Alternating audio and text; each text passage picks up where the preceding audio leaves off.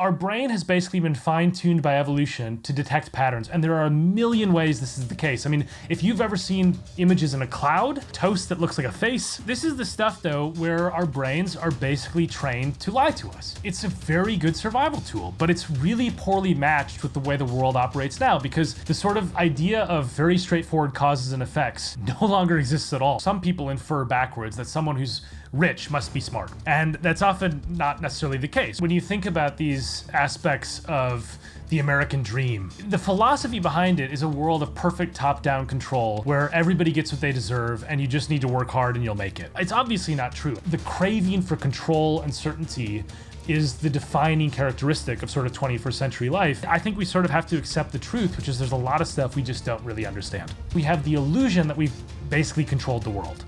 We basically have tamed it. And it's not true, we haven't.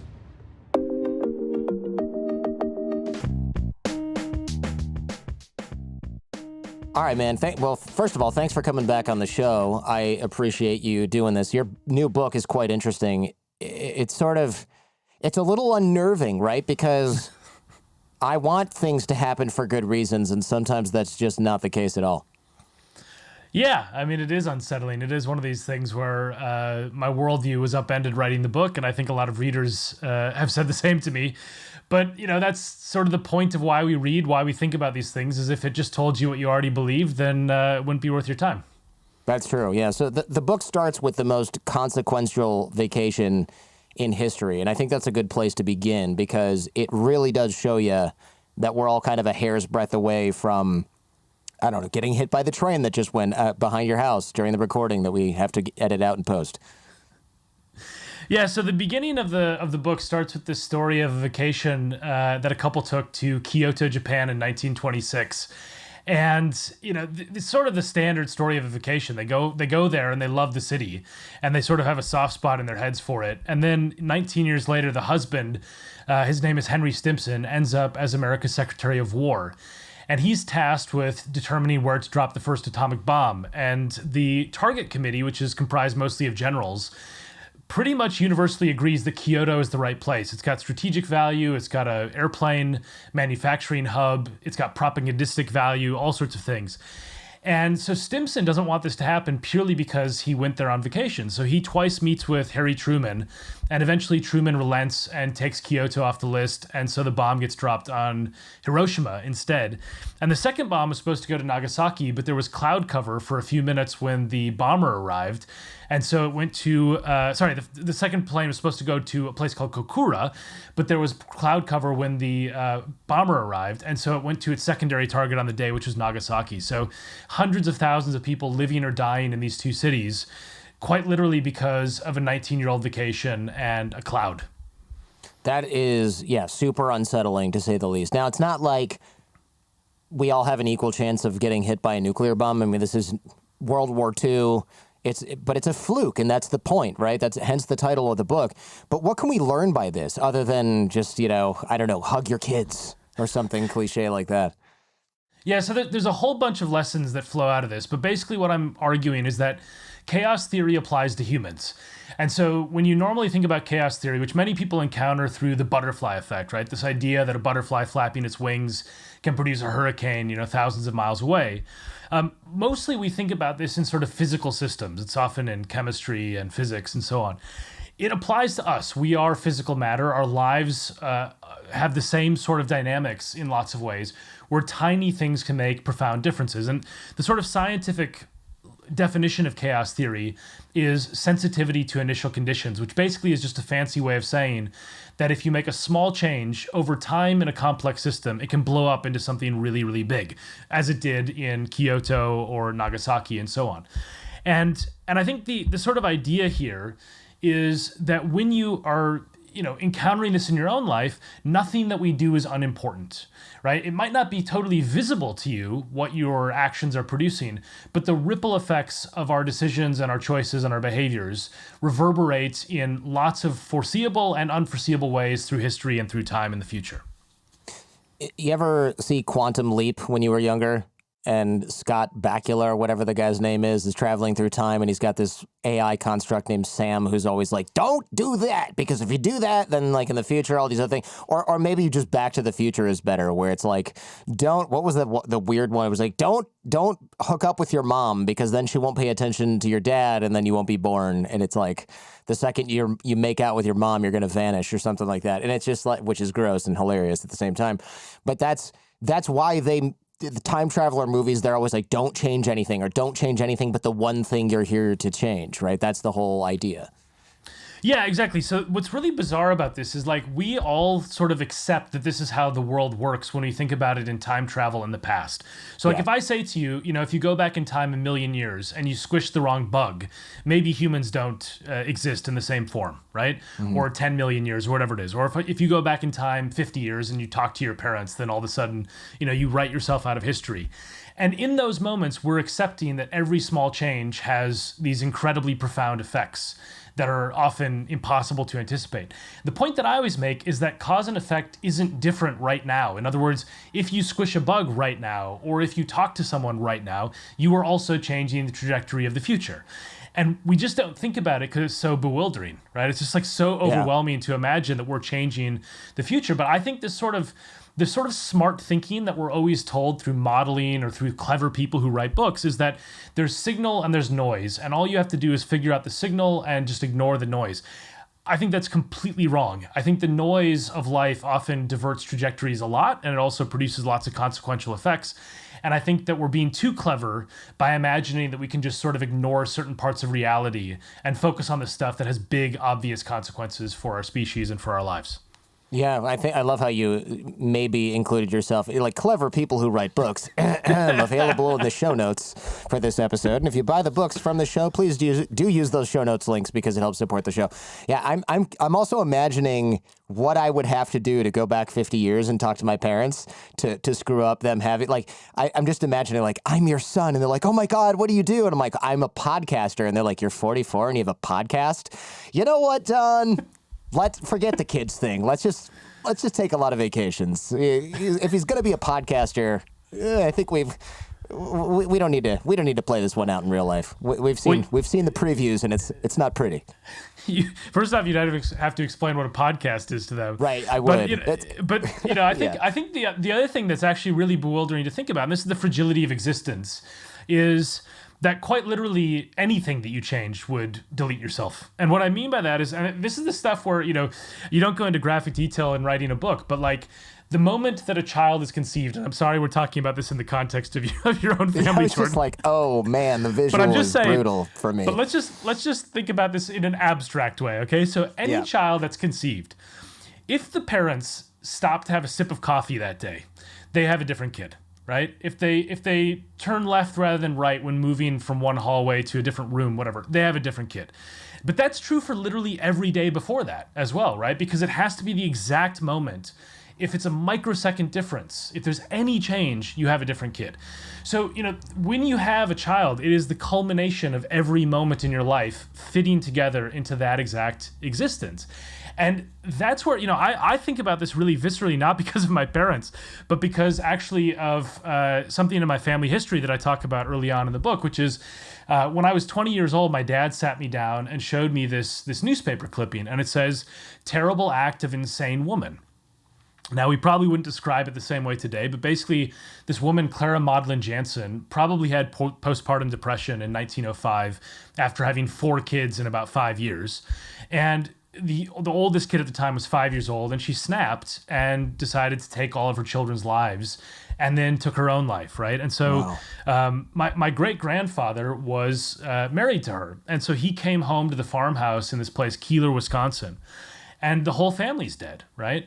Now, this was a revelation to me because I obviously, first off, it's an incredibly weird thing to find out about your family history, that you have this mass murderer you've never heard of. But also, you realize that if those kids didn't die, I don't exist. My dad doesn't exist. My grandfather doesn't exist because my great-grandfather remarried to who became my great-grandmother. And then when you start to play that forward, every person I've met in my life, every conversation I've had, every podcast interview I've done is predicated on the mass murder of 4 children. And, that's literally true. It's a very bizarre thing to think about, but it's literally true. And so I think, when you think that way, you realize that the one thing that humans are not is interchangeable, right? And I think that's like when you asked about the takeaways. I mean, I think a lot of people are depressed or anxious or they feel replaceable in the 21st century because of AI or robots or whatever it is, or just they feel like a cog in a corporate machine. I think the lesson of this is that everything that we're doing is reshaping the future. And if it was somebody else, 120 years in the future, you might be changing the world in ways you can't anticipate. And that's very much what I feel as this sort of cosmic accident produced by a mass murder.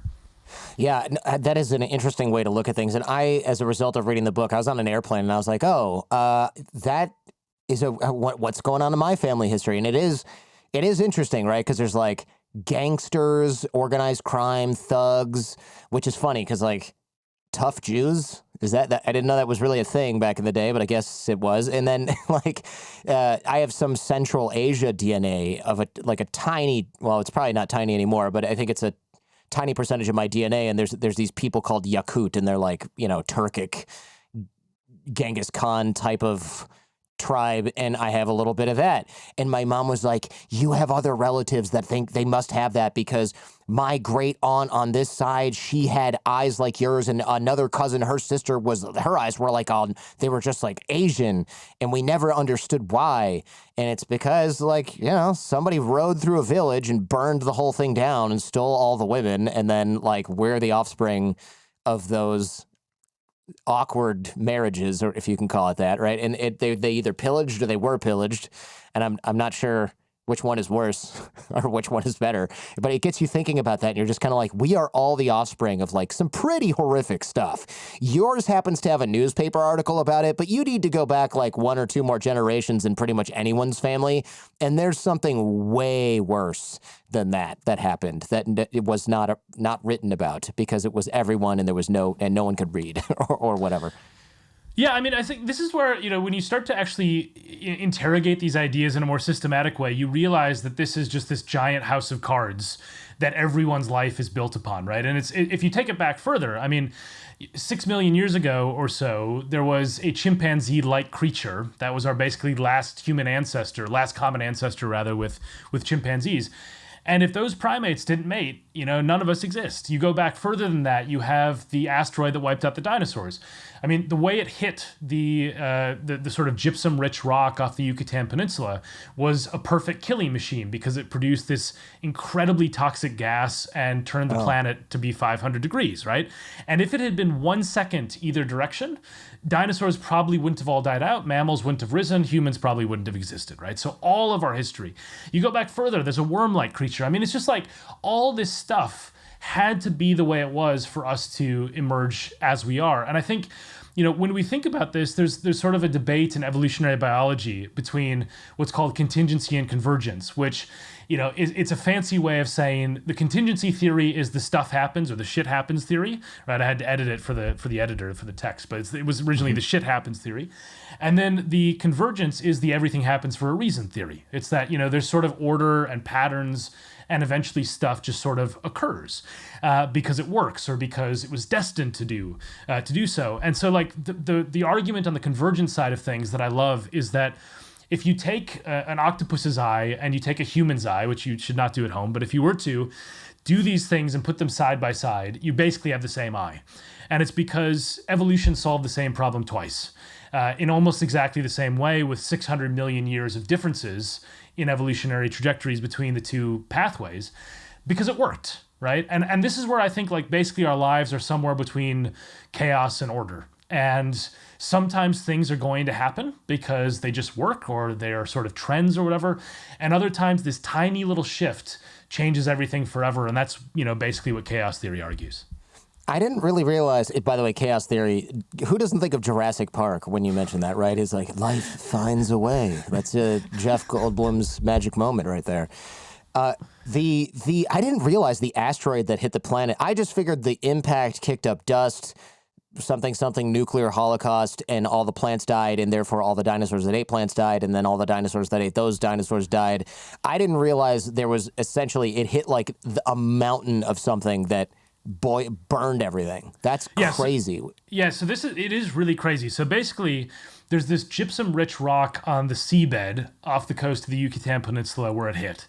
And this created this poisonous gas, which was extremely deadly. And then the surface of the Earth was about 500 degrees Fahrenheit. So what you broil a chicken at for a period of time, probably minutes to hours, but enough to kill a lot of stuff.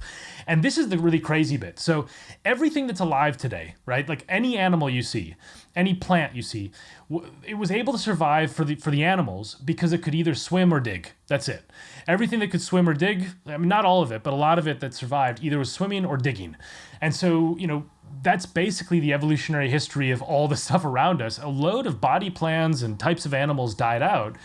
And so you think, the really crazy bit is now physics is looking at where the asteroid came from. And, Lisa Randall, who's a Harvard astrophysicist, she has this theory, which is pretty well backed by the data, that there was this brief oscillation in this place called the Oort cloud, which is, in the distant reaches of space. And it basically vibrated and flung the space rock at the Earth. And that's the origin story of mammals rising. Because mammals existed, but they became more dominant after the dinosaurs died out. So, you think about like all the history of Rome and Egypt and all these things. I mean, all of that's gone if there's 1 second difference in a space rock hitting the planet. And that's pretty weird. Right, a space rock that seems like it wasn't initially scheduled to hit the planet, but went through, I don't know, layman's terms, some kind of windstorm in space that blew it off course a tiny bit. And it's got to be a tiny bit because the distances are so, literally astronomical that you're talking about like, you blow something and it moves like a micrometer in space. And it's like, nope, now it's going to go another light year left. And it's going to hit a planet that's full of life instead of just passing by unnoticed. Yeah, like the way I think about this, there's no scientific mystery to this idea of chaos theory. Like it's verifiable science, but the analogy I often use is like if we start a game of pool, right? We got like our cue sticks out and the pool balls on the table at a bar or whatever. And there just happens to be a speck of dust or a grain of sand on the felt, right? And I hit the cue ball and it sort of breaks and so on. If it goes over the speck of dust, it will slightly adjust the trajectory, and the entire game will be different. Everything will be different. If we rerun the game and there's no speck of dust, no grain of sand, then things will be slightly different again. We won't always know. We won't always see the two versions of reality because we might not even be aware the speck of dust is there. And there's no magic, right? It's just that the little tiny change will affect the positions of the ball after the first shot, and then that will affect the second shot and the third shot. And that's basically how the universe works. There's 13.8 billion years of that. And so the asteroid is part of it. And these little oscillations, these little changes, they add up to some really profound consequences that most of us just pretend don't exist. Because as I say, it's really, really hard to grapple with that everything we do matters. But I think it's quite literally true. Yeah, it's very... again, going back to the top of the show, unnerving to think that the world is essentially a tenuous random string of uncontrollable events, because I certainly like to pretend that there's a veneer of certainty over the top of everything that's going on. And like, if I just read a little bit more, if I learn a little bit more, I can control my fate. And I don't believe that outright, of course, but like, it's a comforting thought that I kind of allow to park in my conscious or subconscious mind, and I don't try to correct it all the time, because going to the contingent model or whatever that you were mentioning before, where the shit happens model, it's like, I look at Reddit, right? And I really don't like those bits of news where it's like drunk driver, nobody likes this bits of news, that drunk driver kills family of 4 in an intersection. And then you see the video and it's like this woman's in a minivan, just parked, not doing anything wrong. And then her light turns green and she's very cautiously starts going. And then some idiot going 120 miles an hour just kills everyone. And you're like, wow, there was nothing she could have done to avoid that. That's it. There's just nothing that she could have done to avoid that. And that's the most unnerving part. Like, yeah, of course, it's tragic that a mother and children died. Like, don't get me wrong. But the part where it affects me is, oh, I really want to find something this person did wrong that I wouldn't do, right? Oh, well, was she texting? Like, even the comments are like, was she texting? Did she wait? Did she go before the light turned? And everyone's like, no, man, she got hit by a drunk driver. How do we know she wasn't texting? People will say that, and you know what they're doing, right? They don't even realize they're doing this, I think. They are fighting, grasping at straws, because otherwise this could happen to them on their way to lunch today. And that thought is terrifying. Yeah, the story that comes to mind when you say that, and it's beautifully put, the sort of impulse for control. One of the most powerful stories I wrote about, and also I had the privilege of meeting this guy a couple months ago, was this man named Joseph Lott. And he is going to a work conference. And he gets on the flight, and the flight's delayed, and he's planning, he's doing that thing that some of us do. He's sort of wear your outfit that you're going to wear the next day so it doesn't get packed away in the suit carry or whatever. But the flight's super delayed. He arrives, the shirt's all wrinkled, and he's supposed to meet his colleague for dinner. And, he basically, it's too late. So they reschedule for breakfast right before the conference starts. So he puts on his other shirt in the morning, this green shirt. He goes to the conference breakfast. He has breakfast with his colleague Elaine. And Elaine has noted that this guy Joe likes Monet ties. He likes ties that have, Monet Impressionist artwork paintings on them. So he puts it on. And she said, or she gives it to him as a gift. And he says, I'm going to put this on. And she says, you absolutely cannot wear this with that green shirt. And he says, don't worry. I'll go back to my hotel room. I'll iron my shirt that's white. I'll put the Monet tie on to show you how much I care and appreciate this. And then I'll meet you up at the conference and we'll do our joint presentation. Now, this was on September 11th of 2001. And the conference was in the World Trade Center. So Elaine goes up and the plane hits and she dies. And Joe is ironing his shirt as the plane hits, right? Because she has given him this incredibly lovely gift, this Monet tie. And almost all of his colleagues who were involved, all the ones who were at the conference died, right? It was on the 101st floor or whatever. And so it's one of these moments where, like, first off, I wrote about this and was thinking about all these things and how unbelievably arbitrary it was, and Joe had realized he liked Monet ties when he was waiting for a train and he wandered into a museum in Europe, right? So, like, all these little things had to fit together. The plane had to be delayed, et cetera, et cetera. But when I talked to Joe, I met him in DC, and the really profound thing he said to me, which is, dovetails perfectly with your story about the woman getting hit in the car, was he said the most infuriating thing that people said to him relentlessly afterwards was everything happens for a reason, right? Yeah, I hate that too. Because then it puts the onus on him. It's like so much pressure that you were supposed to live and Elaine was supposed to die, right? Mm-hmm. And like the guilt that gives you as a person, the idea that there's some grand plan with which your colleague who just gave you a tie at the wrong place and time died because of terrorists, attacking a building, whereas you suddenly have survived. And there was the other bit that I didn't write about that he told me, which was really extraordinary, was one of his colleagues was supposed to go to a different conference. They were deciding which one was going to go to which conference. And basically he dictated which one would go to which conference. His colleague was flying to a conference in California. He was on the plane that hit. So, it's just this incredible, all these things had to happen exactly the right way, or exactly the wrong way, depending on which person we're talking about. And I went to the 9/11 memorial and found Elaine's memorial, her name listed on there, and so on. And you just think to yourself, there's just literally a trillion things about her life that had to come together in exactly that way for her to die in that moment. And that's how all of our lives are all of the time. It's just that we don't always die in terrorist attacks, right? And so I think we don't notice. Exactly, because we can't see the alternative reality. So when these sort of really impressive or catastrophic things happen to us, or we meet a spouse or whatever, we think about it.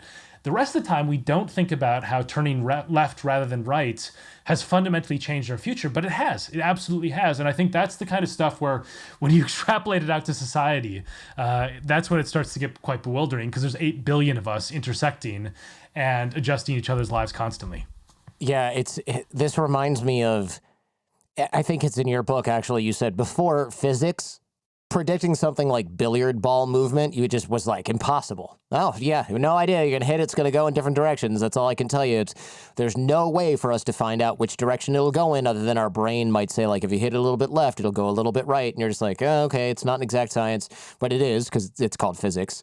But we didn't know that stuff existed. And the weather predictions, even today with our tech, right? Weather prediction is very difficult. I had Michio Kaku on a long time ago, and one of his arguments that I don't buy for a second. Well, I should clarify this. I asked if he thought we were in a simulation, which I have no opinion on. I don't really know. But he was definitively no, because it's too hard to emulate weather with computers. And I'm like, okay, but if it's civilizations like millions of years older than us, simulating weather on a planet is trivial, potentially, right? So, but it reminds me of just our current tech. We just don't have the ability to even predict the weather. And when you think about that, that's just such a fundamental thing that we deal with every day, regardless of how complicated it is. I would imagine the path of a human life is potentially far more complicated than predicting a rainstorm. Yeah, I mean, 8 billion interacting human brains is the most complicated thing in the universe that we know of, right? So, I mean, I love the weather example, though, because this is something that comes sort of full circle with what we were talking about before, is that there's this guy who's tasked with forecasting the weather in the Pacific Theater during World War II, right? And may or may not have been involved in predicting the clouds over Kokura and Nagasaki and so on, named Edward Norton Lorenz. And after the war ended, he was unsatisfied with how weak his models were and how absolutely useless they were basically at predicting weather systems. So he sets up this computer and tries to plug in these values into sort of a weather simulation. And it's really rudimentary. I mean, it's got like wind speed, temperature, a few other things. And one day he decides to go back and rerun the simulation, but he figures like, oh, I'll just like plug in all of the data from halfway through. And then of course it will be the same because I've just, typed in exactly the right numbers. And he does this, and the weather systems are like radically different 2 weeks in the future and beyond. And he can't figure out what's going on. He's checked the numbers, they're typed in exactly right. And it turns out that what happened was his computer printout stopped after 3 decimal places. So like if the wind speed was 3.567 miles per hour, it was actually much longer than that as a number, but the printout just did the first 4 numbers, 3.567. And so this is the story of how chaos theory was discovered. Because it was basically this realization that if he was even off by like a trillionth of a degree in the weather system, that the outcomes weeks or months in the future would diverge from a blue sky day to a storm. And so, this is the kind of stuff where when you actually think about it, it's why we still are incapable of forecasting the weather after 7 to 10 days with any accuracy, because the supercomputers are better, but they have to be perfect, and they're not. And so we're never going to be able to forecast this probably. I mean, I suspect that when you have complex systems like this that are sensitive to tiny fluctuations, as society is, as all of our lives are, there's no computer that will ever be able to do this. I mean, I do, by the way, side with you on the question of the simulation, which is there are so many questions we just don't know the answer to. And I think there's a lot of hubris in imagining that we can definitively say anything about some of these deepest questions about the existence of humanity or the universe. I mean, to that point, I won't get stuck on it too much because it's not what this particular episode is about, but it's like, if you ask someone in 2005 what they want their cell phone to be like, they'll be like, oh, maybe the screen could be brighter and like maybe Brick Breaker could be in color instead of black and white on my BlackBerry, right? And if you go 5 years before that, it's like, I just want it to be able to fit in my pocket instead of having to carry this bag around that connects the phone to the car and, only has a 2-minute battery. But then you go to like 2007. So not even a full decade after people heard of cell phones and maybe saw one in real life. And you've got a touch screen that's full color that gets your email. So to say like, oh, in a million years, right? Or 10,000 years, we won't have computers that can simulate weather on another. I mean, it's just an absolutely ridiculous assertion from anyone. And you may be right. I mean, we may get supercomputer AI weather prediction that goes up to, instead of 7 days, it goes up to like 12. And it says, but at day 13, now it kind of depends if this factory is operating. Does this electricity plant stay on? Are people surfing in this area at that time? Does this cruise ship go through the Panama Canal at that point? Because if it does, like, there's just so many things that it'll start to spread out into like the top 100 or 1,000 weather predictions for day 13. And there'll be no point in broadcasting it because it's either a hurricane that kills everyone in the area or a perfectly calm blue sky day, depending on all those factors. And What are you going to do? Look at the news to see if a shipping container ship went through the Panama Canal at a certain time? It doesn't make any sense. We just won't bother doing it. Yeah, I mean, mathematically, the problem is that basically when you get to a certain level, you have to basically get trillions of times better at sort of measuring something in order to get twice as effective at forecasting. So there's a diminishing return, right? You actually, even if you get way, way better, you're still going to only marginally increase your prediction power on these extremely chaotic, complex systems. I mean, I think at the point that you made, though, that's really, really an excellent point about the cell phone sort of anticipation. Is, this also speaks to the fact that we don't understand what we don't know. And we don't understand how even when we study cause and effect dynamics in a given very familiar environment, such as the pandemic we just went through, right? We try to think about how do pandemics operate? How do viruses that cause pandemics operate? And the point I always make to people is like, let's say we take exactly the same virus, we mutate it in exactly the same way, and it affects exactly the same person in Wuhan, but it's in 1990 instead of in 2020. Now there's no work from home, right? There's no Zoom. Like basically there's no way to do anything because the internet is not something that people have at their houses. So all of a sudden the economy is totally different. The effects of the pandemic, the social distancing ability, there's so many things we can't do. You can't order food online, right? So all of a sudden, all of the dynamics that we think are sort of, oh, this is how pandemics operate, they're contingent on the timing. Even if you hold everything else constant, which of course you don't. You don't know what the mutation will be. You don't know who's going to get infected, whatever it is, etc. So like, this is the problem with when you try to study and forecast things, is that we try to sort of like strip out the context as though it's noise. But the noise is really, really important. And if you ask someone, how much time would you spend in your cell phone, or how much time would you spend on your phone in 1990 to forecast to 2020, you would be so wrong because the only thing you'd think a phone does is call people, right? You'd have no anticipation that it could be used to connect to something called the internet, which most people didn't know about in 1990. So all the cause and effect dynamics are changing constantly. And this is why like social science as a forecasting tool is very bad. And it's not because we're idiots, it's because we're trying to model complex systems that are extremely chaotic.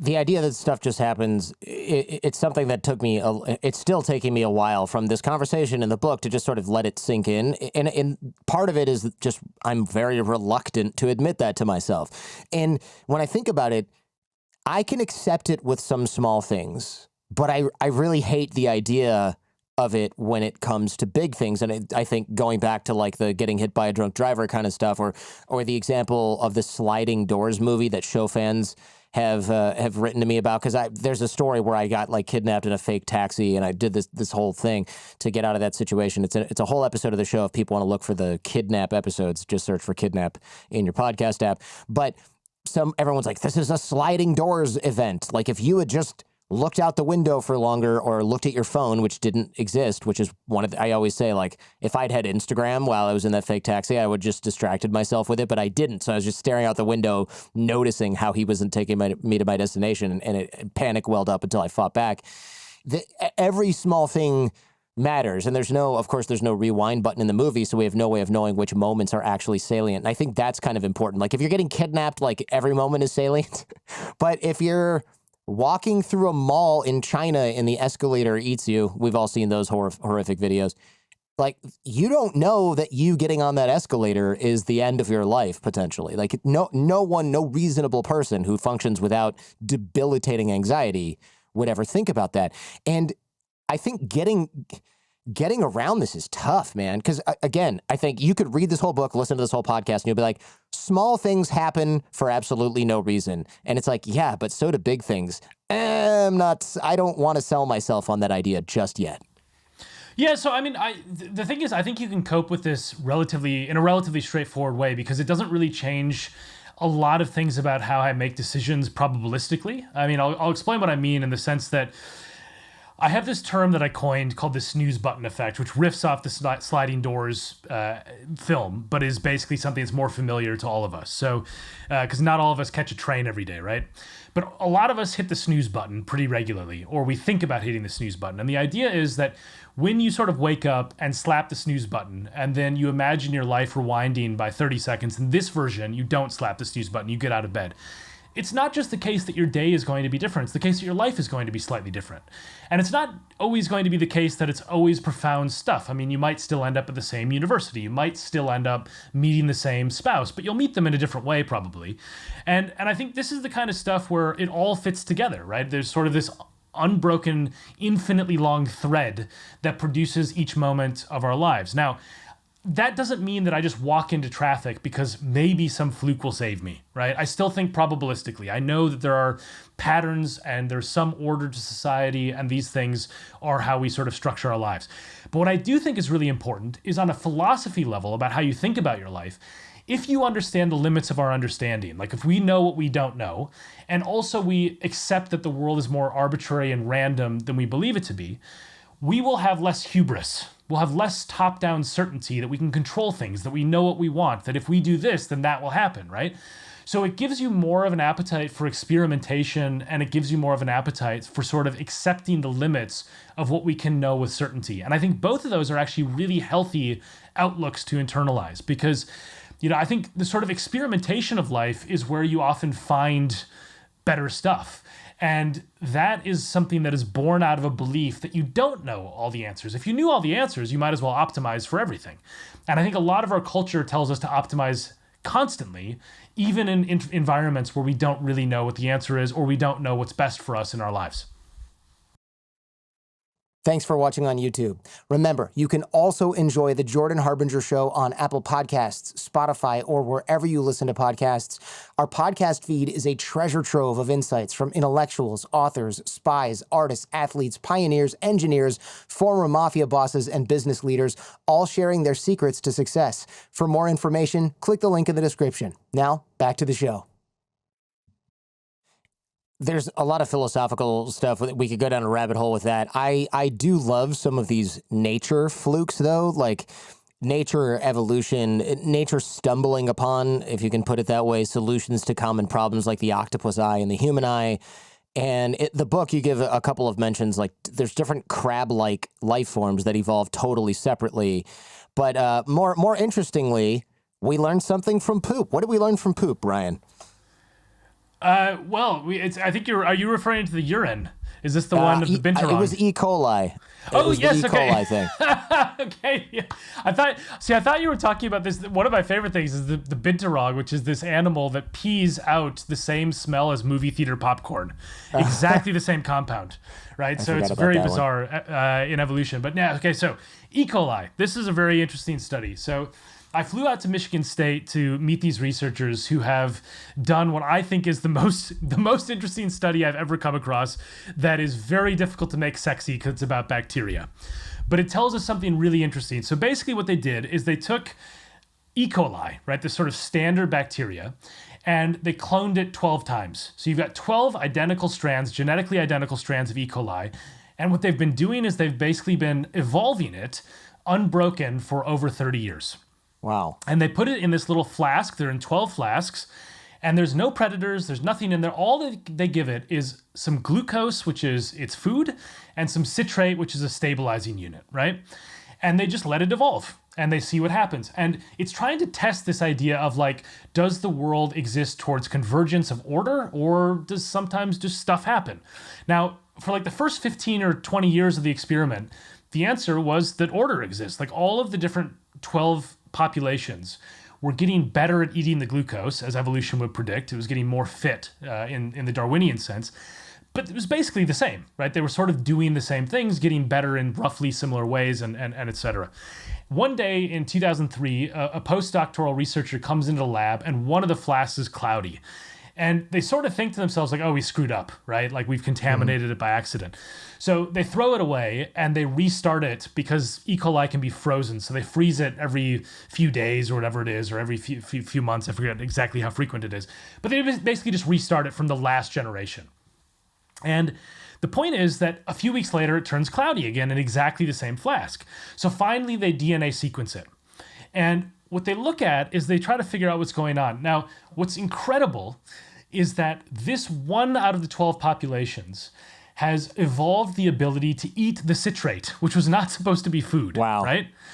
And even crazier, when they looked at the sort of genetic mutations that happened, there were 4 totally random, totally neutral mutations that happened first. They didn't help or hurt the bacteria. They were just totally arbitrary accidents.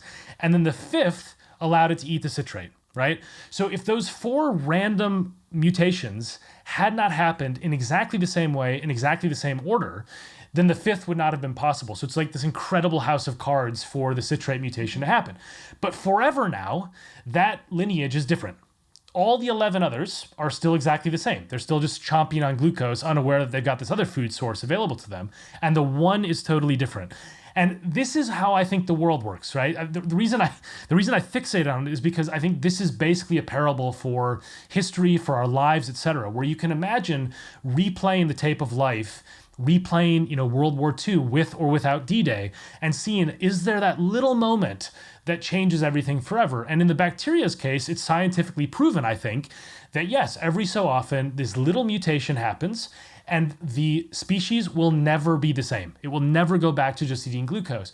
And so the question is, sort of what creates those contingent moments that really, really matter versus the stuff that sort of gets ironed out because the patterns and order of life exist. And I think it's a really good framework for thinking about our own lives where it's like, yeah, like you can go along with your commute being roughly the same, but every so often something really crazy happens, might be tiny, might be big, and your life will never be the same. And I think that's sort of what the science is trying to get at of how we navigate the sort of chaos and order that both represent the way that the world works in terms of change. Some of the other nature-related flukes are really incredible. You mentioned a single-cell life form essentially bumping into another one, and we ended up with mitochondria, which is like the powerhouse of the cell, if 6th grade biology still stands. And that's like the basis for any sort of advanced life form, right? Because then you have cells which build into everything else. This is exactly right. So my colleague at University College London, Nick Lane, has verified this, and I think he's put together a very, very convincing case that basically this is the greatest fluke of all time. It has happened exactly once where basically, to cut a long story short, 2 microbes bumped into each other, one ended up inside the other one, it became the mitochondria. And that is what allowed complex life to exist. So literally everything that you see, right, every plant, every animal, everything is derived from that one fluke that happened once 2 billion years ago, and as far as we know, never again. So it's never happened that these 2 have bumped into each other and evolved a mitochondria separately. It's literally a one-off. And, I think that that's the kind of stuff where, what's interesting about this is like, when people who are religious think about these things, they see sort of a grand plan. I'm not personally religious, and I see sort of just chaos theory, but you come to the same conclusion in a way, which is that there's this sort of incredible majesty and unknowable nature of really bizarre stuff that everything that we see around us is predicated on, that if it had been slightly different, it wouldn't have been our world. And I think, for religious believers, they see a hand in God in that. And for me, I see chaos theory and the sort of incredible power of science in sort of shaping the world. Speaking of mutations, before our show, I was talking to a friend of mine, and he is having a baby. His wife is, naturally, having the baby. And I said, oh, are you going to have more? I always thought it'd be fun to have twins, then you get them out of the way, or triplets, you get it all out of the way. And he goes, oh, well, actually, a friend of mine who's staying with me right now is both a twin and a triplet. And that doesn't make any sense, so I asked him to clarify. It turns out that his mother had 2 uteri, is that the right word for this? This isn't something I usually say. It had 2 uteruses, 2 uteri, and she got pregnant, and she had twins in one, but a month later, before, of course, giving birth to the twins, a month after the first twins were conceived, she got pregnant in the other uterus. And so there was another baby in there. And then when she gave birth, all at the same time. So one of them was like a month early, but I guess it didn't really matter. And so he's both a twin and a triplet, which I've never heard of that, but that's completely irrelevant, by the way, to what we're talking about right now. But I just thought it was such an incredible also fluke and it's operational, right? It's not like, oh, I have an earlobe on the back of my neck. What a weird fluke. It's like, no, I have the ability to be pregnant with different children in different uteri at the same time. Like that's pretty damn cool. That's a cool mutation. This is also like one of those logic puzzles that you get where someone's saying, like you've got like, Yeah. it's like, like two people are killed and and then how does it work? And it's like, oh, it's his sister or whatever, sort of thing. It's his sister and his cousin at the same time. Yeah. Exactly. Yeah, No, but it is, but I think that's the kind of stuff where, what I like about talking about these ideas with people is that everyone sort of has this sense of some arbitrary or accidental or random thing in their own life. And what I find odd is that pretty much everyone has accepted the logic of what I'm arguing when it comes to themselves. They sort of like, I've never heard someone say like, no, my life is like this extremely ordered computer simulation where everything fits together like a jigsaw puzzle. And, there's never been something arbitrary or a moment like a sliding doors moment. Everyone I've talked to is sort of like, yeah, there's like little stuff has changed my life. The really weird thing is like when we talk about society, we just totally throw that out the window, right? It's all trends. It's all models. It's all signal versus noise. And so like you take all the individuals who have, the twins and the triplets and these sort of weird things happen to us. And then you say, but here's how society functions, and all that just gets thrown out the window. And I think that's a bizarre aspect of 21st century life, that we just sort of pretend a lot of this stuff is meaningless. Yeah, you talk about wealth distribution in the book, and or power distribution or whatever it's called. And you brought up a really interesting point, which is you never see somebody 5 times taller than you, but you'll routinely meet people who are 10 times or more wealthier than you. And unfortunately, right. But you also won't find that same person is also 5 or 10 times smarter than an average person. In fact, I've read a study on this years ago, but it was something like most rich people are not actually that much smarter than average. Many of them are above average, but it's not like, oh my God, I don't even understand what this person is talking about because he's so smart. No wonder he's a billionaire. It's kind of like, yeah, they're intelligent. More importantly, they're educated. They seem experts in a certain area, but it's not like, it really isn't like, I just can't relate to this guy. He's speaking a different language. That's only true as far as like tech billionaire types. And even then, they're just sort of quirky. They're not actually alien. Yeah, exactly. So this is where there's a study that I think is really persuasive on the role of luck and how we sort of infer backwards, or some people infer backwards, that someone who's rich must be smart. And that's often not necessarily the case, right? So the way they sort of model this, and I think it's extremely persuasive when you think about the logic, is, as you say, you've got sort of a bell curve of things like height or talent, which is to say that most people are around average. There's some people that are, a bit above, a bit below, and there's some people that are on the what are called the long tails, basically, of this sort of the really exceptional people. But they're probably, at most a couple times more intelligent than most other average people. But like, the richest person in the world, whether it's, Jeff Bezos or whoever it is at the moment, that person is quite literally, potentially 1 billion times richer than the poorest person. And that is definitely not the case, because there's people who are living on less than, $300 a year rather. And whereas, Jeff Bezos' net worth might be 300 billion at its peak, or Elon Musk might be 300 billion at its peak. So you have huge differences in these traits. Now, what this means in this model, which I think is really persuasive, is that if you have a bell curve of individuals, really tiny numbers of people at the extremes, lots of people in the middle, if you conceptualize luck as sort of a lightning bolt from above, where is the lightning going to hit? It's going to hit the middle, right? Because that's where all the people are. So the odds of it hitting someone at the extremes is really low. The odds of it hitting someone in the middle is really high. And so when they did this simulation over and over and over, they found that the richest person in their world was very often marginally above average in talent. They basically were extremely lucky. They got hit by the bolt of lightning, and they had some talent, right? I mean, if you get lucky, but you're really untalented, it's not likely you're going to end up rich. But the more times they did this, the more the pattern held. And almost never was it the case that someone on the extremes of talent ended up as the richest person. So this isn't to denigrate people who are rich. I mean, there's a lot of people who work really hard and are very talented who end up getting the payout that they believe they deserve. It's more to say that there are some arbitrary factors of luck in producing wealth. And of course, there's also the structural aspects of inheritance, where you're born, who your parents are, all this type of stuff. And it's not so straightforward as smart equals rich. Yeah, look, this is definitely true for me. I know a lot of people so much smarter than me. They're on this show all the time. The number of guests that are smarter than me in a very obvious way is huge, right? But the number of guests that are wealthier than me, I don't know. It might actually be pretty tiny because it's a lot of like academics and scientists and stuff, and those people are generally not super paid all the time. I mean, and by the way, folks, don't worry. I still lose tons of sleep anguishing over the people that are both smarter than me and richer than me and ruminating until I'm convinced that my entire life is a failure. Don't worry. We still have that in common, folks.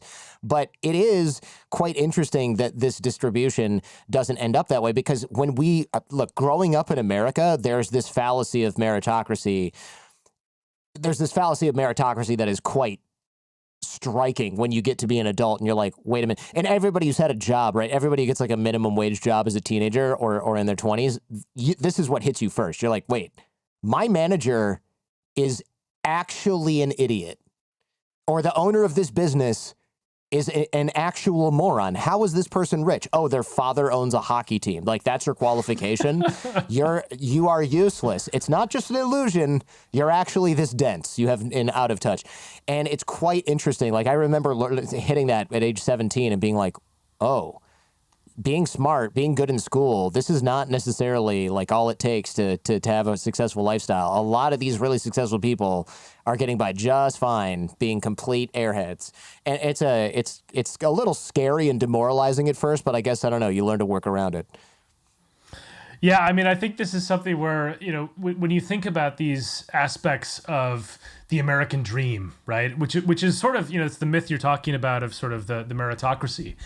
The philosophy behind it is a world of perfect top-down control where everybody gets what they deserve and you just need to work hard and you'll make it, right?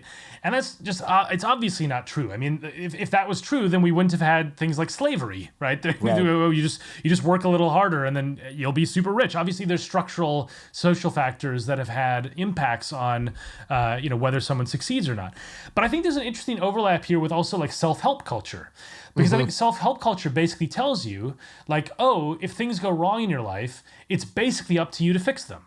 And I think Right. like there's some aspects of that that's true. It's useful to believe that we can control our lives, but it's also sort of harmful sometimes when people Yeah. are trying their best, working really hard, they're still struggling, and the self-help book is saying, well, it's just because you didn't put your mind to it or you didn't pull yourself up from your bootstraps. And I think, you know, when you think, as I do, that the world has more arbitrary perturbations that are, you know, sometimes quite random, all of a sudden this becomes a little bit more of a message that I believe personally, which is to take less credit for my success and to take less blame for my failure. And I actually think that is a very, very useful message for all of us, because I don't think I deserve every success I have, and I don't think that I deserve every blame for the failures in my life either. I agree with that. In fact, it's an interesting sort of sub point you made here. Self-help books, but more importantly, multi-level marketing organizations and things like that, they will use this to blame the person who's not making money because they're involved in a frickin' scam. And they'll say, you haven't worked hard enough, or they'll do that, what's that, like law of attraction? Like, you're just not manifesting hard enough or whatever. And it's like, no, you don't control this. The illusion that you have over the ability to control things in your life, that is useful up to a degree. But if you really believe in it to the point where you are now worried, you're obsessing over this, actually, you're now no longer focusing on the right thing at all, because it's really, I mean, they have to do this, right? The multi-level marketing scam has to do this to you, because otherwise they have to admit that their business model doesn't work. And that's like prime directive, is never admit that this whole thing is a farce, always blame the end user. And so they have to do this kind of thing. Self-help's not that far away. I used to be firmly planted in the self-help community, and I'm so jaded over the last like decade because of the stuff in there. It really went from, you know, be a better person to like, be a better person, but also here's some mysticism. Here's a little bit about blaming your parents or something like that. Here's some junk science. Here's some self-loathing that you should throw in there. And it's all just become sort of this weird money-making thing, and it's really, really gross. And so I sort of stay away from it now, because it went from this illusion is a little bit useful to like your whole life should be based around this illusion.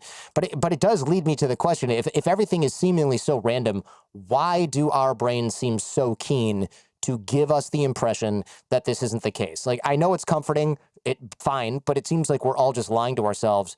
Are we wired this way? Like, is this something where we've evolved to believe this, or is it just cultural and learned? Yeah, I mean, this is an innate trait of humanity that is cognitively evolved, basically, right? So we're pattern detection machines who make sense of the world through stories that have clear-cut causes and effects. And the reason that is the case is because if you think about the sort of long history of Homo sapiens, we're something between 200,000 and 300,000 years old. With sort of modern Homo sapiens. And this means that there's been about 9,500 generations of humans, and about 9,100 generations of humans were hunter-gatherers, right? So like almost all of us were hunter-gatherers in the history of our species. And in that world, there was both pretty straightforward versions of cause and effect, right? You sort of like, if you thought the berries would be there next year, they probably will also be there the following year, and so on. I mean, these sort of, the world doesn't change generation to generation that much. But also, it's really, really easy to survive as long as you are looking for patterns. And what I mean by this is, like, let's imagine we're in the sort of hunter-gatherer Stone Age period, and we've got rustling in the grass. Now, our brain can do one of two things. It can sort of say, oh, that's probably random. There's probably no reason why I need to worry about that. Or it can say, what if that is a saber-toothed tiger, right? Now, if it turns out to be random, and we believed it to be a saber-toothed tiger and we ran away, we will have wasted some energy, but we'll survive. If it turns out to be a saber-toothed tiger and we think it's probably random, we will get eaten by the saber-toothed tiger and we'll die. So we basically exist in a world in which false positives, where you sort of falsely attribute patterns, are something where it's potentially annoying, whereas false negatives, where there is a pattern and you don't detect it, are deadly. And that's asymmetrical, right? So our brain has basically been fine-tuned by evolution to detect patterns, and there are a million ways this is the case. I mean, if you've ever seen images in a cloud, if you've ever seen, toast that looks like a face, that is all part of the same cognitive architecture. Right. It's all about We've all detecting seen the patterns. Jesus toast or the Virgin Mary peanut butter toast or whatever, and it's like, no, I dropped it on the floor and it came back as Bob Marley. It's like, okay. Yeah, exactly. So this is the stuff, though, where our brains are basically trained to lie to us. And it's a very good survival tool, but it's really poorly matched with the way the world operates now, because the sort of idea of very straightforward causes and effects no longer exists at all. I mean, trying to understand the modern economy in a globalized world is not a simple X causes Y mentality, right? It's not how the world works anymore. And yet we still have the same brain. I mean, our brain hasn't shifted that much from the Homo sapiens brain of the hunter-gatherers. So we've got this sort of, pattern detection machine that tells stories to make sense of the world through causal narratives that are often incorrect, but they're very comforting. And it's really disorienting when we're encountering something that doesn't make sense. So there's all this stuff, and I wrote a few of the details that are quite bizarre in one of the chapters, where in World War I and World War II, you go to the trenches in World War I, this moment where these soldiers are just dropping dead randomly. They can't predict anything about what's going on. And so when you go to the trenches after the battles have ended, they're full of rabbit's feet and amulets and sprigs of various, plants that they think will protect them. One group sewed bat's wings into their underwear. And it's might as well do that, because we have no other way of making sense of this, so we're going to become superstitious. And in World War II, during the Blitz in London, where they were dropping bombs on London, all these people came up with these extremely elaborate superstitions. And when they actually modeled the bomb droppings later on, they found it was completely random. It's basically a scatter plot with a circle, with London in the center, and then the sort of emanating outwards in a circle. And so, this is where superstition is basically the byproduct of the causally unexplainable, the sort of random. And I think one of the reasons why we don't have superstition as prominently in sort of rich countries as, was in the past, is because we have the illusion that we've basically controlled the world. We basically have tamed it. And it's not true. We haven't. The 21st century is basically a series of pieces of evidence that we don't actually understand the world and we can't control it. But we have this sort of illusion in our day-to-day life because Starbucks is always the same, right? So we have this idea, Right. we've tamed the world because I can go anywhere in the world and get a Starbucks coffee and it's broadly similar. And It's terrible everywhere. Yes, and so I think this is something that's a really important trait that humans have to recognize in themselves. That we always see patterns. It's also why conspiracy theories are so seductive. I mean, there's a whole range Yes. of aspects here that I think are important to highlight. I was going to jump on that actually. I've noticed that now and this is anecdotal. I would love to find somebody who studies this stuff. I've noticed that the people in my life or are adjacent to my life, I should say, because I don't have a lot of conspiracy theorist friends, but a lot of the people who are adjacent to my life who believe in just wild stuff, and some of it more malicious than others, ranging from like astrology is real to the Jews something something, whatever, fill in the blank, right? Those people's lives are generally not working out the way that they had wanted them to or expected. And expected is really the key. So some of them are malicious and jaded because they feel shorted. Other people are just like, wait, I went to school and then I finished and then I got married and then my marriage didn't work out and now I have this crappy job, but I already have a degree. I don't understand. I was supposed to be fine. That is what's causing a lot of these people to I shouldn't say that. That's what, to me, it looks like is causing these people to believe in a lot of weird fringe theories. And part of it is, look, our brains take shortcuts. They strip down and strip out information so we process what's necessary to survive. And reality, though, and I think you say this well in your book, reality is not that functional. Our virtual representation of reality is far more useful, even if it comes with a bunch of errors and illusions. And so if our reality is kind of shitty at the time, it's better to have another representation of reality that is loaded with errors and illusions because it makes us feel better. Yeah, there's so much to unpack here. So and I love talking about conspiracy theories because there's such a bizarre aspect of human cognition that plays a role in our politics. But, like when you think about it, there's a few things that you said that are really important. One is this feeling of sort of my life didn't go the way I thought. Well, it is the case that there's a correlation. Most studies have found there's a correlation between a feeling of a lack of control and susceptibility to conspiracy theory beliefs, right? So if you feel like you can't control your life, somebody else must be controlling it, right? That's the aspect. The second thing that I think is really dovetails well with what you said is that there's this idea that something should make sense, right? So if a terrible thing happens to you, there are so many psychology studies that the idea that it was random is so beyond the pale in how we can make sense of the world. Whereas when something good happens to us, like we win the lottery, all the lottery winners are like, yeah, I just got lucky. Like that was what happened. But Right. like if I happened to get hit by a bus, surely there was a larger plan. But of course, cause and effect doesn't discriminate between positive and negative news. It's the same either way. It's just that we process it differently. I think the most persuasive argument around conspiracy theories that fits in with what I'm saying, and I quote him in the book, is the work of Jonathan Gottschall. I think it's the simplest, smartest explanation for conspiratorial thinking I've ever come across. And he basically says, you have a brain that is fine-tuned to connect the dots. And what conspiracy theorists do is you've got like a children's connect the dots drawing where there's all these little random dots and all of a sudden a dinosaur emerges.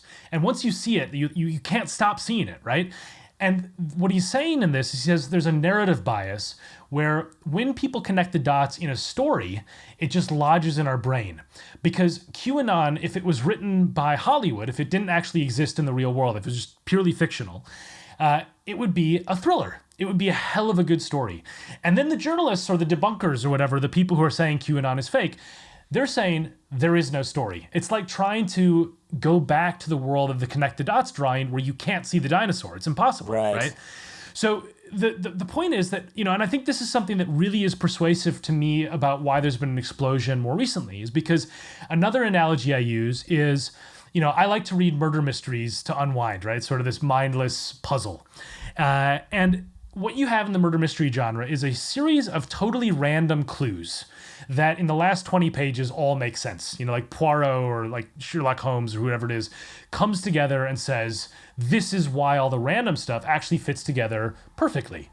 And when you think about it that way, you're sort of like, okay, well, the real world isn't like that. Sometimes there's these random details, these random things that aren't clues. They're just things, right? But now what we have in social media is we have tens of thousands of self-proclaimed Sherlock Holmeses and Agatha Christie's Poirots who are basically trying to produce a plausible puzzle out of the pieces that they see. And it doesn't have to be very good to fool a lot of people. It has to be something that looks better than randomness. And so, that's what's happening. Like you go on TikTok or you go on Twitter or whatever it is, or Instagram, and people are talking about conspiracy theories. And it's like, there's just enough of an image of a dinosaur in the connect the dots drawing to be like, something might be going on here. Of course, it almost always falls apart. Not all, every so often a conspiracy theory turns out to be true, but it almost always falls apart if you actually take it to its conclusion. But, the connect the dots drawing is enough for most people, and they sort of end up falling into the conspiracy. Yeah, I love that. I could do multiple entire shows on conspiracy theories, and I have indeed done many shows on conspiracy theories and conspiracy thinking. It is fascinating how all of this is a function of like society, our virtual representation of reality, and also how our brains prune and conserve resources. All of it essentially designed to keep us alive and maybe slightly maladapted to modern society. You give a really good drill in the book, the memory example. Everybody that you talk to, especially young folks, they're like, my memory is sharp, right? And certainly their memory is better than mine. But if you try to draw something that you've seen thousands of times, like a $1 bill, $5 bill, whatever, it's virtually impossible. It ends up being a rectangle with a number in each corner and some guy's face. Maybe you get the guy right, but it's not going to look good. And I've asked actually really good artists to do this because I can't draw for squat. And I thought, okay, well, maybe I just can't draw George Washington. So I showed them a $1 bill and then I put it away. And then I said, do you think you could draw that without looking at it? And they're like, oh gosh, because they weren't paying attention at the time. And they would draw it and it'd be terrible. And then I thought, okay, maybe this is too hard. Show them a $1 bill. Hey, do you think you could draw this even though you're not looking at it right at the time? Just memorize it right now and draw it. They still can't do it. Still can't do it. It's not possible.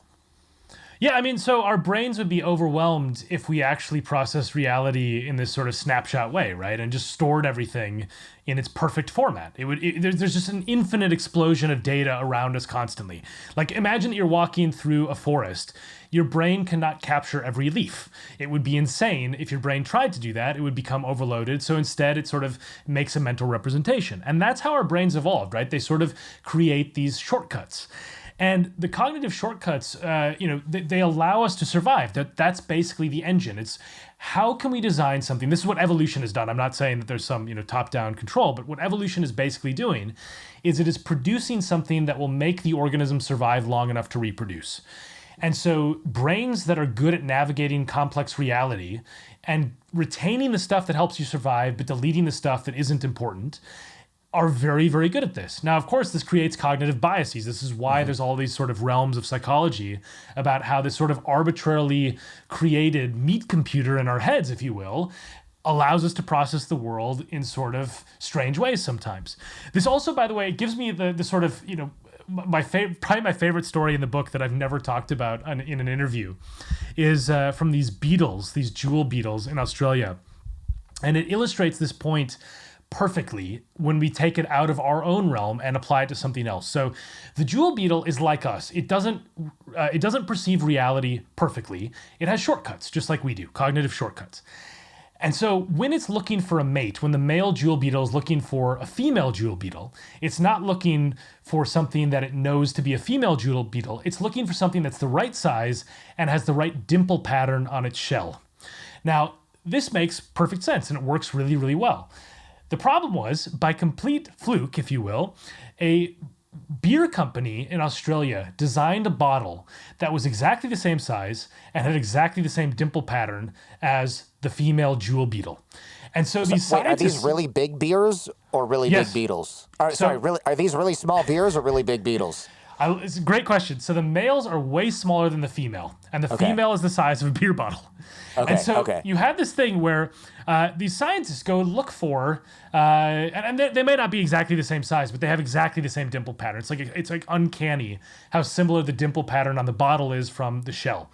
Now, these scientists are out like looking for the jewel beetle, and they go on the side of the road, and there's all these male jewel beetles, and they're all trying to have sex with this beer bottle.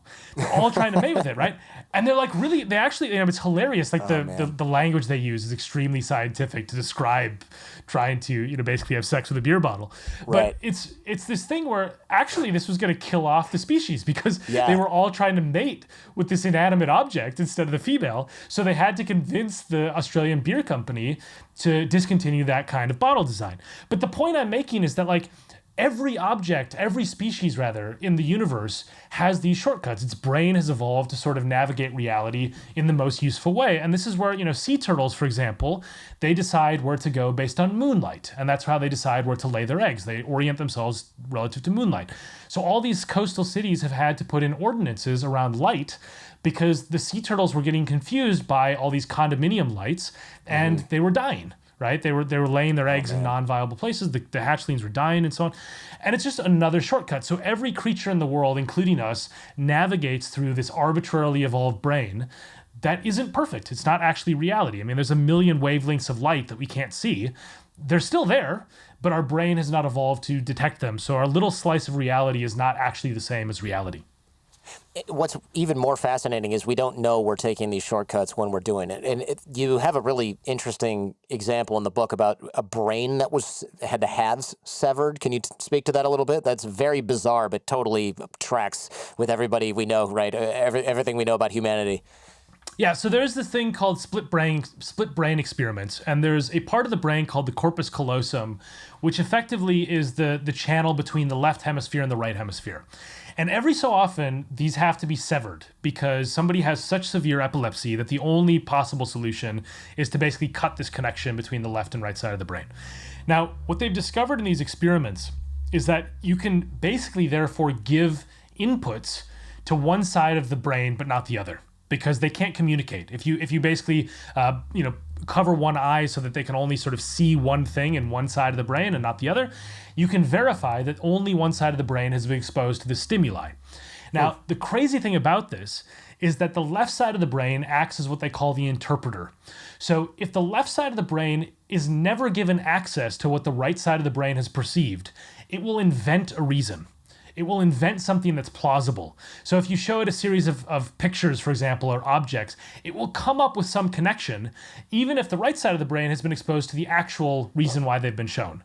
So we sort of, like, there's a very scientifically verified aspect to all this that shows that when we don't have a reason for something, our brain invents it.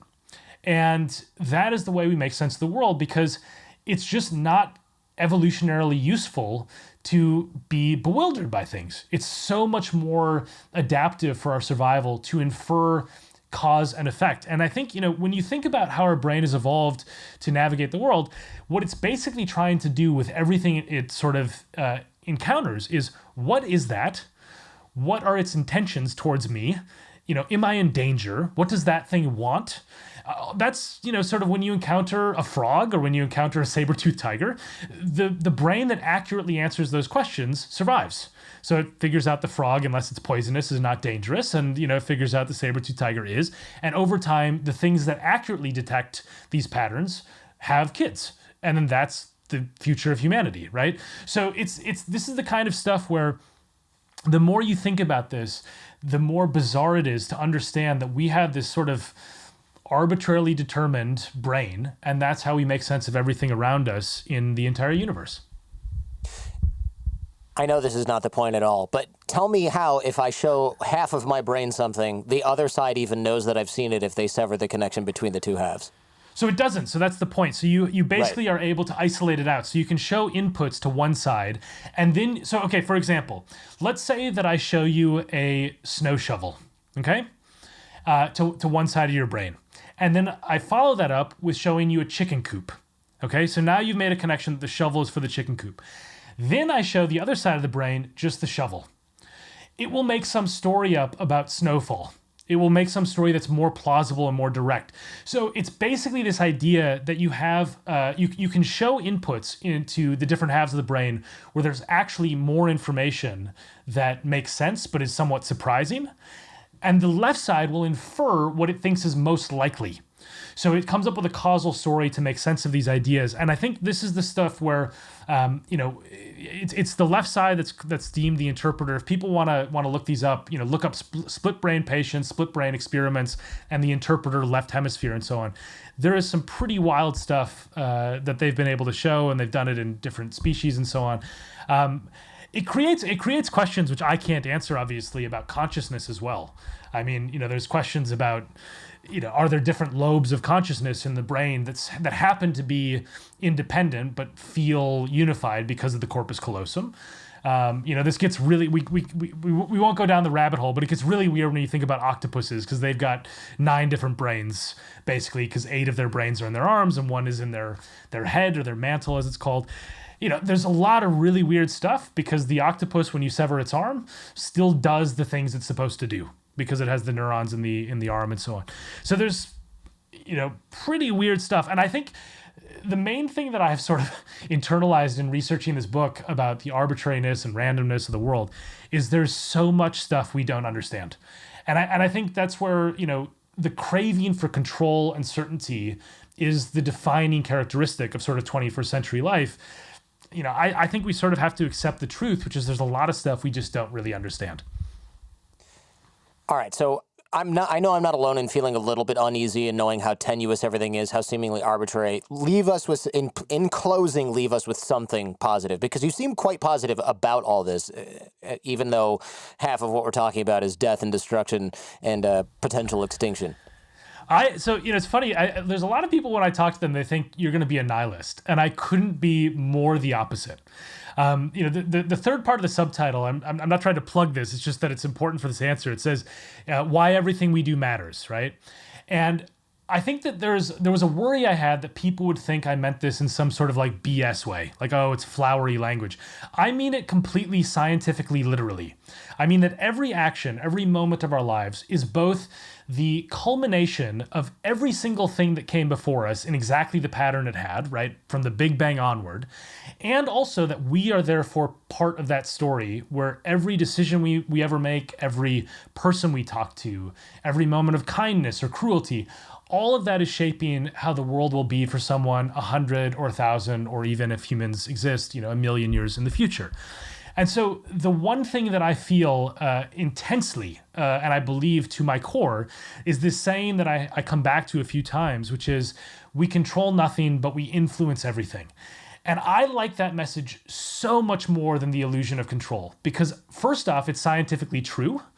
And secondly, I think it's something where I don't think we're ever going to control the world. It's a pipe dream. It's never going to happen. We are going to constantly influence it. And I think that when I consider what people who I talk to who have anxiety or feel despair about the world, their feeling is mostly about powerlessness and interchangeability in a world where you have influence, and everything you do influences the rest of the universe in some small way. Powerlessness and interchangeability don't exist. They simply are scientific fallacies. And so, having written this, I feel more energized, excited about being alive, incredibly aware of how precarious and wonderful it is that I happen to be alive, that I'm the byproduct of sort of 13 billion years of flukes. And, I feel so much more excited about each day as a result of that, because the noise matters. And I think when we get into routines with checklists and all this stuff, it's like, okay, all the sort of small moments in life don't matter. There's no throwaway. There's no meaningless moment. And it has really radically reshaped how uplifted I actually feel about the universe. So I am the opposite of a nihilist. I think that this is a much better philosophy than the one that tells you you're in charge, you control everything, because that's a lie, and you're constantly going to be disappointed when it turns out you discover that it is indeed a lie. Brian Klaas, thank you so much, man. Really appreciate you coming back on the show. It's been so much fun. Thanks, Jordan.